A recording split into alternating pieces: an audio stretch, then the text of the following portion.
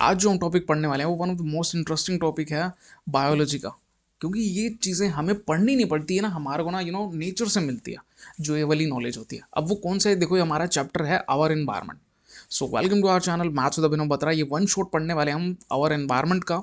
जिस ये पूरी सीरीज में हम 20 मिनट्स में चैप्टर्स कवर कर रहे हैं पूरी साइंस के क्लास 10th के, ताकि आपका टाइम सेव हो सके और एग्जाम के टाइम आपके रिविजन में आपकी हेल्प हो जाए। So let's start the video without wasting any time. Our environment, हमारा एनवायरनमेंट में क्या है? एनवायरनमेंट में कुछ ऐसी चीज़ें हैं जो लिविंग है और कुछ ऐसी हैं जो नॉन लिविंग है। ये दो चीज़ों से बनता है। लिविंग में कौन से आते हैं? Plants, animals, bacteria, micro organisms, ये सब। नॉन लिविंग में कौन से आते हैं? नॉन लिविंग में हम जनरली कहते हैं name any 5 non living things. जब हम लोअर लेवल पर बात करते हैं क्या बोलते हैं? टेबल, चेयर, ये सब। हाँ ठीक है, नॉन लिविंग है। बट हमारे इकोसिस्टम में, हमारे एनवायरनमेंट में क्या क्या है? वो है एयर, वाटर, लैंड, ये सब नॉन लिविंग्स हैं। तो एक ऐसी जगह, एक ऐसा एरिया जहाँ पर लिविंग्स और नॉन लिविंग थिंग्स ये कंबाइन होकर रहती हैं, आपस में मिलजुल कर रहती हैं, तो ये बनता है एक इकोसिस्टम। एक ऐसा एनवायरनमेंट जहाँ पर नॉन लिविंग थिंग्स और लिविंग थिंग्स इकट्ठा होकर रहते हैं, उसको बोलते हैं इकोसिस्टम। इकोसिस्टम का सबसे अच्छा एग्जाम्पल फॉरेस्ट, पॉन्ड, ये सब। दो टाइप का होता है, एक नेचुरल और एक होता है आर्टिफिशियल। नेचुरल वो होता है जो भगवान ने बनाया, जो नेचर में ऑलरेडी एग्जिस्ट करता है, जैसे कोई भी फॉरेस्ट, लेक, ओशन। ओशन के अंदर सारे के सारे अलग अलग समुद्री जानवर रहते हैं, लेक के अंदर भी कुछ ना कुछ रहते होते हैं, और फॉरेस्ट में तो आपको पता ही है रहते हैं। तो वहाँ पर लिविंग ऑर्गेनिज्म कौन से हैं? जो सांस ले सकते हैं वो लिविंग वाले हैं, जितने भी केकड़े वगैरह हैं ओशन में। और वहाँ पे नॉन लिविंग थिंग्स में कौन से आ जाते हैं? जो वहाँ का वाटर है। ठीक है, तो ये सब है नेचुरल। आर्टिफिशियल इकोसिस्टम की बात करें, वो होता है हमने खुद से कोई एक्वेरियम बना दिया, हमने खुद से एक गार्डन बना दिया, तो वो क्या है? एक आर्टिफिशियल, मैन मेड। अब कंपोनेंट्स हैं इकोसिस्टम के वही। Abiotic that is non living में आता है, और बायोटिक में प्लांट्स, एनिमल्स, उसमें एयर, वाटर, लैंड। बायोटिक ना कुछ टाइप्स का होता है, उस टाइप्स को हम डिटेल में पढ़ेंगे। सबसे पहले बायोटिक का जो मेन कंपोनेंट आता है वो आता है ग्रीन प्लांट्स। बायोटिक के अंदर सबसे बड़ा आता है प्रोड्यूसर्स। प्रोड्यूसर्स वो होते हैं जो अपना खाना खुद बनाते हैं। खाना कौन कौन बनाते हैं? प्लांट्स वगैरह बनाते हैं। तो ऑल ग्रीन प्लांट्स और ब्लू ग्रीन एल्गी ये अपना खुद का खाना बना सकते हैं। खाना कैसे बनाते हैं? सनलाइट वगैरह की हेल्प से। अब जो सनलाइट वगैरह ये सब चीज़ें हैं क्या है? Abiotic component, that means abiotic components की मदद से फोटोसिंथेसिस करके, है ना, फोटोसिंथेसिस करके अपना फूड बनाते हैं। दो होता है प्रोड्यूसर्स। फिर आता है कंज्यूमर्स। कंज्यूमर वो होते हैं जो प्रोड्यूसर्स पर डिपेंड होते हैं, डायरेक्टली इनडायरेक्टली, किसी ना किसी तरह से उनको जो खाना चाहिए, खाना जो वो लेंगे वो प्रोड्यूसर से लेंगे। प्रोड्यूसर बनाएगा और वो खाने को लेकर कंज्यूम करेंगे। हम खाना खाते हैं प्लांट्स से, हम कोई भी फ्रूट लिया, हमने कंज्यूम करा, तो हम क्या बन गए? कंज्यूमर्स बन गए। कंज्यूमर कई कैटेगरीज में होते हैं, वो देखना। एक आता है हर्बीवोर्स। हर्बीवोर्स में सिर्फ प्लांट्स को खाते हैं, जैसे जनरली जो वीगन होते हैं, जो ज़्यादातर सिर्फ और सिर्फ प्लांट्स को खाते हैं। अब उसमें हम देखो, हम दोनों कैटेगरीज में आते हैं, तो हम इसलिए अपने आप को हर्बीवोर्स में काउंट नहीं कर सकते। हर्बीवोर्स में कौन आते हैं? जो सिर्फ और सिर्फ उन्हीं से खाते हैं, जो कि है गोट और डियर, जो प्लांट खाएंगे। कार्निवोर्स वो होते हैं जो मांस खाते हैं। मांस कौन से खाते हैं? जो टाइगर, क्रोकोडाइल, लॉयन, ये सब। ठीक है। ऑमनीवोर्स में कौन से आते हैं? जो प्लांट्स भी खाते हैं, एनिमल्स भी खाते हैं। उसमें आता है हम ह्यूमंस, क्योंकि हम humans as eggs, meat, plants, ये सब खाते हैं। पैरासाइट वो होता है जो किसी की बॉडी पे चिपक जाता है और उससे फूड ऑब्टेन करता है, जैसे लाइस यानी जुएं हमारी बॉडी में आते हैं। कैस्कटा एक प्लांट होता है। और जैसे अगर हमारी बॉडी पर कोई और भी आ जाता है, जैसे मच्छर आएगा, वो यहाँ पर बाइट करेगा, बाइट करके तुमसे फूड लिया, तो वो एक पैरासाइट है। फिर आता है डीकम्पोजर्स। डीकम्पोजर्स काफ़ी इंपॉर्टेंट है, एग्जाम के पर्सपेक्टिव से इस पर क्वेश्चन डेफिनेटली आता है। ऐसे ऑर्गेनिज्म जो प्लांट्स, जो मरे हुए प्लांट्स होते हैं, एनिमल्स होते हैं, उनको डीकम्पोज कर देता है। डीकम्पोज करने के बाद क्या होगा? वो धीरे धीरे ब्रेक डाउन हो जाएगा। ब्रेक डाउन होने के बाद क्या होगा? उसके जितने भी मिनरल्स होंगे, उसके अंदर जितने भी न्यूट्रिएंट्स होंगे, वो सोइल वगैरह में मिक्स हो जाएंगे। तो जनरली डीकम्पोजर्स का काम ये होता है। डीकम्पोजर्स के एग्जाम्पल है बैक्टीरिया और फंजाई। ठीक है, बैक्टीरिया और फंजाई ये दोनों याद रखना। ये क्या करते हैं? Replenishment of natural resources. अगर मिट्टी के अंदर सपोज एक फॉरेस्ट है, फॉरेस्ट के अंदर एक एप्पल गिरा पेड़ से, अब वो पेड़ से एप्पल गिरा तो वो क्या हुआ? अपने आप पड़े पड़े पड़े पड़े क्या वो खत्म हो जाएगा? बिल्कुल हो जाएगा। कैसे होगा? उसके ऊपर डीकम्पोजर्स एक्ट करते हैं। कैसे एक्ट करते हैं? बैक्टीरिया और फंजाई ये सब क्या होते हैं? छोटे छोटे छोटे छोटे कीड़े मकोड़े, माइक्रो ऑर्गेनिजम्स उसको खाने लगेंगे। उसको खाएंगे, फिर वो डेफिकेट करेंगे, उनकी बॉडी से वो निकलेगा। वो छोटा छोटा होकर मिट्टी में मिल जाएगा। और एक दो हफ्ते बाद देखोगे आप, एक हफ्ता में भी, उससे पहले भी, डिपेंड करते हैं कितने माइक्रो ऑर्गेनिजम्स हैं, वो दिखेगा ही नहीं आपको, वो मिट्टी में मिक्स हो जाएगा। तो एप्पल के सारे न्यूट्रिएंट्स थे वो कहाँ चले गए? सोइल में चले गए। ऐसे कोई कीड़े मकोड़े जो फॉरेस्ट में मर जाते हैं, कुछ भी होता है, वो भी ऐसे ही गायब हो जाता है, वो मिट्टी में मिल जाता है। तो सारे न्यूट्रिएंट्स मिट्टी में चल जाते हैं। फिर आता है फूड चेन, क्योंकि हम फूड चेन पर डिपेंडेंट है। फूड चेन एक इस तरह से बने कि एक उसको खाएगा, दूसरा उसको खाएगा, तीसरा उसको खाएगा। डियर ने ग्रास खाई, लॉयन ने डियर को खा लिया, तो ये क्या? एक फूड चेन बन गई। और ऐसे फूड चेन्स बहुत सारी एग्जिस्ट करती हैं, बहुत सारी फूड चेन्स एग्जिस्ट करती हैं, और अलग अलग लेवल पर देख सकते हैं। जैसे कि एक कोई भी छोटा छोटा मक्खी टाइप है, मक्खी ने किसको खा लिया? एक प्लांट से कुछ भी निकलता है फ्लावर का, वो खाया, उसको उसकी एनर्जी मिली। फिर मक्खियों किसने खा लिया, किसी बड़े उसने खा लिया, कोई भी बड़ा एनिमल हो सकता है उसने खा लिया। उसके बाद उसको हो सकता है कोई स्नेक खा ले, और हो सकता है स्नेक को जो ऑस्ट्रिच होता है वो पकड़ के खा ले। तो ये क्या फूड चेन है। फूड चेन में क्या होता है कि सब एक दूसरे पर डिपेंडेंट होते हैं, ठीक है। मेन जो बात आती है उसमें क्या होता है, डिपेंडेंसी आती है। सर्दियाँ तो लिखा भी नहीं जा रहा, हैंड राइटिंग भी सही नहीं बन रही, तो डिपेंडेंसी होती है एक दूसरे पर। अगर कोई भी लेयर है, जैसे एक लेयर है, एक स्टेप है फूड चेन की, ये स्टेप है ऐसे, ये सब एक दूसरे पर डिपेंडेंट है। अगर एक भी गायब हो जाएगी ना तो दूसरे वाले को दिक्कत हो जाएगी, सर्वाइवल सबका पॉसिबल नहीं हो पाएगा।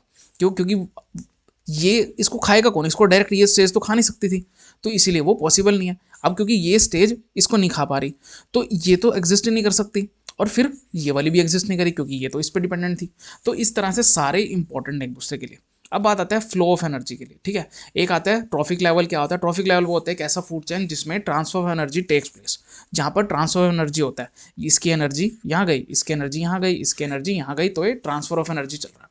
ये काफ़ी इंपॉर्टेंट चीज़ है। उसके बाद आता है flow of energy between trophic levels. इसमें क्या होता है कि ग्रीन प्लांट्स होते हैं ना, वो 1% सनलाइट लेते हैं, उसको फूड एनर्जी में कन्वर्ट कर देते हैं। और 10% का एक लो होता है जो कि काफ़ी इंपॉर्टेंट है। वो क्या लो है कि सिर्फ 10% एनर्जी है ना, वो ट्रांसफर होती है अगले ट्रॉफिक लेवल पर। 10% ही आगे जाएगी, और 90% जो बाकी थी वो लाइफ प्रोसेसेस में यूज हो जाएगी, जैसे कि डाइजेशन में, ग्रोथ में, रिप्रोडक्शन में, कोई भी मूवमेंट करेगा उसके अंदर यूज हो जाएगी। तो मैक्सिमम टू मैक्सिमम कितने परसेंट एनर्जी जो अगले वाले में जाएगी, वो जाएगी 10%, ठीक है। और जो फ्लो ऑफ एनर्जी है फूड चेन में वो यूनिडायरेक्शनल है। वो यूनिडायरेक्शनल का मतलब क्या है, अगर प्रोड्यूसर है ना, अब तुम यूँ समझो कि सनलाइट से मैंने, प्लांट्स ने सनलाइट ली और नेचर से जो कुछ किया सनलाइट की मदद से उसने खाना बना दिया। अब सन कह दे यार तू मेरे को मेरी सनलाइट वापस कर दे, क्या है पॉसिबल है, नहीं है। तो इसीलिए हम वर्ड यूज़ कर रहे हैं यूनिडायरेक्शनल, एक ही डायरेक्शन में हो सकता है। अब मक्खी खा ली किसी फ्रॉग ने, अब बाद में मक्खी के घर वाले कहें तो भाई मेरी मक्खी वापस कर फ्रॉग को, क्या पॉसिबल है, जो एनर्जी गई वो वापस थोड़ी आ सकती है। तो यही चीज़ है। और अब क्योंकि एनर्जी ग्रेजुअली डिक्रीज करती है, तो फूड चैन के 3-4 ट्रॉफिक लेवल्स ही होते हैं एट मैक्सिमम, कभी 5 भी हो सकते हैं रेयर, बट 3-4 ट्रॉफिक लेवल्स होते हैं क्योंकि एनर्जी बहुत डिक्रीज होने लग जाती है, ठीक है। उसका आता है बायोलॉजिकल मैग्निफिकेशन, सबसे इंपॉर्टेंट है। और हाँ, एक ये चीज़ भी जान लो कि कैसे ये बनता होता है। ये फूड चैन को जो लिखते हैं नीचे, प्रोड्यूसर, फिर प्राइमरी कंज्यूमर, सेकेंडरी कंज्यूमर और टर्शी कंज्यूमर। टर्शी कंज्यूमर वो होता है जो सबसे ज़्यादा कंज्यूम वही करता है, सबसे ज़्यादा, और टॉप पर सबसे ज़्यादा पॉपुलेशन उन्हीं की है जो सबसे टॉप पर बैठा है। अब बायोलॉजिकल मैग्निफिकेशन, इसके ऊपर क्वेश्चन एग्जाम में डेफिनेटली देखने को मिलेगा, और ऐसा हो ही नहीं सकता इस पर क्वेश्चन ना मिले, एक बायोलॉजिकल मैग्निफिकेशन पर, और दूसरा टॉपिक है आपका ओजोन वाला। इन पे क्वेश्चंस डेफिनेटली देखने को एग्जाम में मिलेगा। अब उसमें क्या होता है, क्योंकि अब देखो अब ह्यूमंस हैं, ह्यूमन टर्शरी कंज्यूमर में आ जाते हैं, ह्यूमन सबसे ऊपर बैठे, मैं कहूँगा यहाँ पर है हम ह्यूमंस, है ना।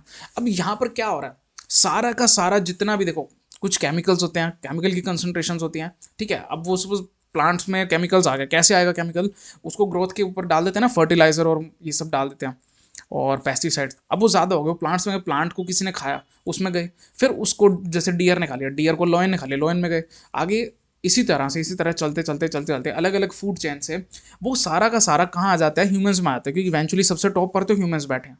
तो सारा का सारा जितना भी केमिकल वगैरह था, ये सब था, ये सबसे ज़्यादा किसको मिलेगा, ये ह्यूमन में मिलेगा। तो इसी को बोलते हैं biological magnification. The concentration of harmful chemicals increases with every trophic level in a food chain, this is called biological magnification. सबसे इंपॉर्टेंट टॉपिक है।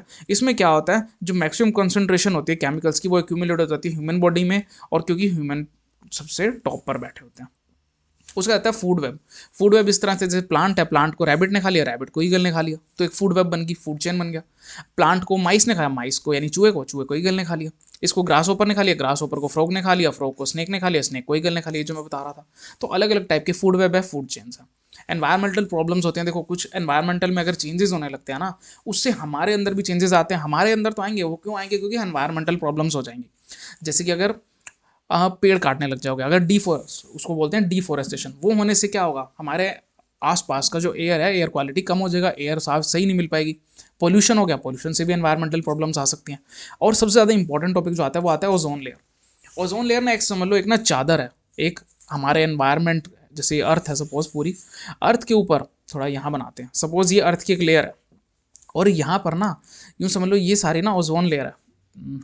हाँ ठीक है, ये ओजोन लेयर है ग्रीन से जो मैंने बनाई है। और कहीं पर दूर ये है एक सन।